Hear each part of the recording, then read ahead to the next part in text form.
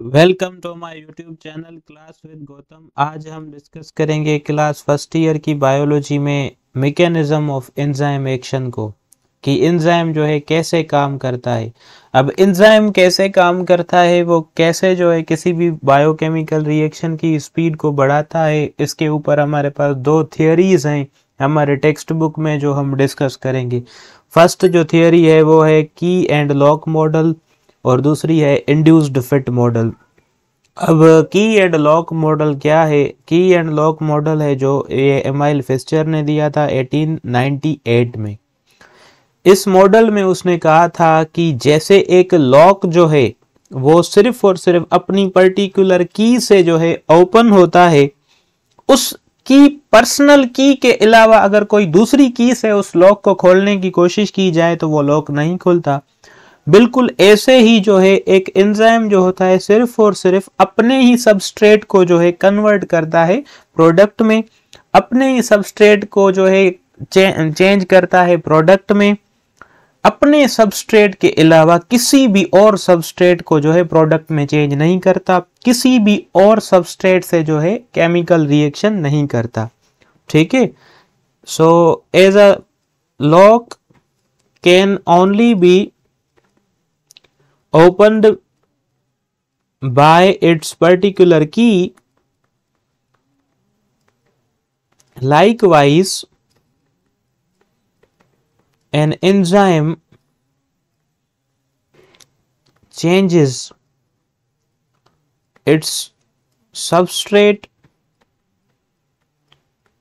to product only, its own substrate to product only. कोई enzyme जो होता है सिर्फ और सिर्फ अपने ही सबस्ट्रेट को प्रोडक्ट में चेंज करता है। अगर उसके सबस्ट्रेट के अलावा कोई और सब्सटेंस उसकी एक्टिव साइट में आ जाए तो उसकी एक्टिव साइट ब्लॉक हो जाती है और वो एंजाइम जो है इनएक्टिव हो जाता है, काम नहीं कर पाता।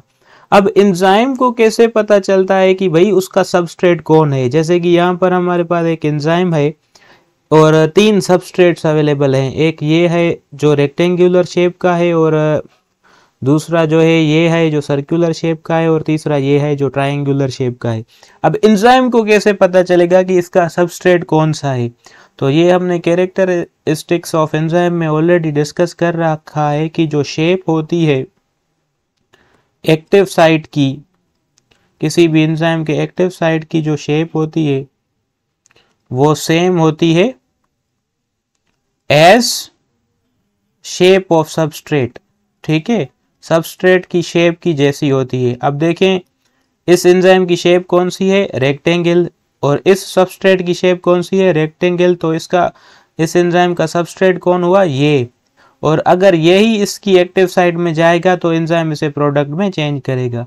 अगर ये सर्कुलर या ट्रायंगल चले जाएंगे तो फिर ये जो एंजाइम है ब्लॉक हो जाएगा और अपना काम जो है नहीं कर पाएगा। तो की एंड लॉक मॉडल कहता है कि भाई जैसे कि एक लॉक अपनी की से खुलता है, वैसे ही एक एंजाइम सिर्फ अपने सबस्ट्रेट को प्रोडक्ट में चेंज करता है। इस मॉडल से एमसीक्यूज आता है एंट्री टेस्ट में कि अकॉर्डिंग टू की लॉक मॉडल एंजाइम इज, की लॉक मॉडल के हिसाब से एंजाइम क्या है? लॉक है या की है? तो ये बात आप याद रख लें कि की लॉक मॉडल के हिसाब से जो एंजाइम है वो लॉक है और जो सबस्ट्रेट है वो की है, क्योंकि सबस्ट्रेट एंजाइम के अंदर जाता है जैसे की लॉक के अंदर जाती है। तो सबस्ट्रेट की है और एंजाइम क्या है? लॉक है। ये बात याद रख लें। एक और बात भी है इस मॉडल में जो याद रखने की है कि it emphasises the physical interaction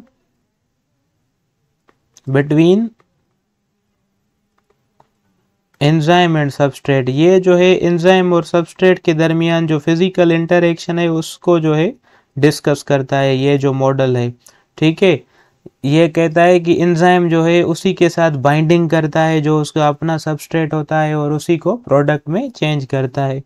ठीक है, उसके बाद हमारे पास जो नेक्स्ट थियोरी है वो है induced fit model. Induced fit model. अब इंड्यूस्ड फिट मॉडल क्या है? इंड्यूस्ड फिट मॉडल जो है इंट्रोड्यूस करवाया था कोशलैंड ने 1959 में।